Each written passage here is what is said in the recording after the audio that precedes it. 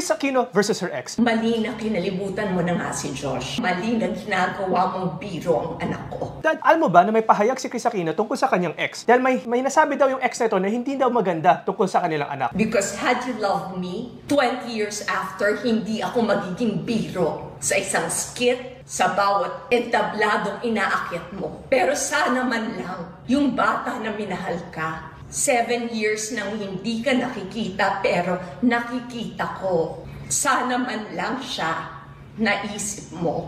Dahil kadugo mo siya eh. Kaya nagdamdam si Kris Aquino at sinasabi niya, I made the mistake of loving you. You did not love me. Na nililiregret daw niya at nagkamali daw siya sa pagmahal ng ex na ito. Dad, ano mga lessons to learn? Well, kasi ganito yan, no? Kadalasan sa mga relasyon, pag hindi nagkatuluyan at nagkaroon sila ng anak o supling, no? Siyempre talagang nagkakaroon ng mga kumbaga misunderstanding along the way, no? So, sa katandaan lang natin, no? Kung tayo naman yung lalaki, meron tayong pananagutan kung sa ating mga naging supling, no? Kahit na hindi na tayo nagpatuloy sa pagmamahalan doon sa ating dating kapartner, pero wag natin kalimutan na yung ating supling ay pananagutan natin. Yung may responsibilidad tayo ron, no? At wag natin pakalimutan also na yung ating mga supling, kahit na sabihin natin hindi natin sila nakakasama, alam natin na they look up to us, no? Tinitingnan nila tayo bilang isang halimbawa. Kahit na hindi na tayo nakakasama, kahit na hindi na natin sila nakakausap. Nakita ko sa cellphone niya at sa iPad niya. Naka-search ka at pinapanood ka. Pero sa bawat damdamin ng isang supling o sa bawat bata o sa bawat nilalang, lagi natin tinitingnan yung halimbawa ng ating mga magulang o yung halimbawa ng ating mga tatay, no? Kasi may kasabihan nga, no?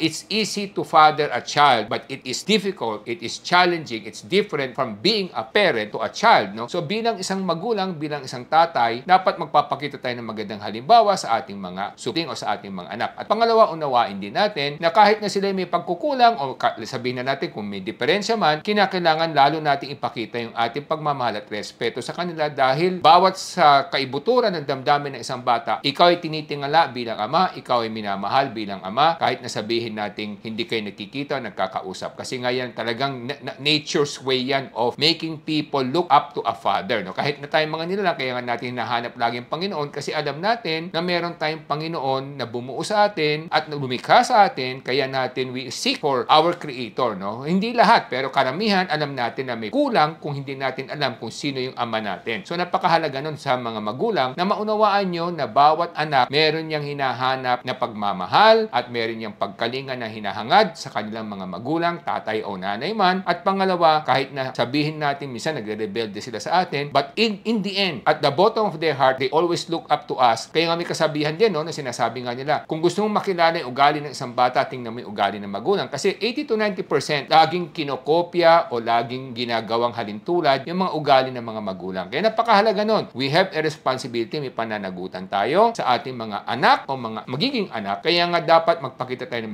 magandang halimbawa. Itong mga ganitong hidwaan, normal naman yan. Naghiwalay na, may mga samaan ng loob yan. Hindi na naunawaan naman natin yun. Pero ang pinakamalaking lessons dito, siguro wag natin kalilimutan yung pagmamahal na dapat nating ipakita sa ating mga naging supling o naging anak. Kahit na sabihin natin hindi na maganda yung relasyon natin sa kapartner natin. Alalahanin natin lahat, walang perpektong anak, pero wala rin perpektong magulang. Kailangan ang importante ang pagmamahal ng isa't isa sa isang magulang sa anak, sa isang anak sa magulang. Kaya wag natin gawin ng masamang mga masasabi natin sa ating mga anak o ating mga magulang kasi ang pagmamahal ang pinaka-importante sa isang relasyon nito. Ako po ay si Solomon Sai, ang inyong kuya ng bayan. Ako naman po si Michael sa inyong dad ng bayan.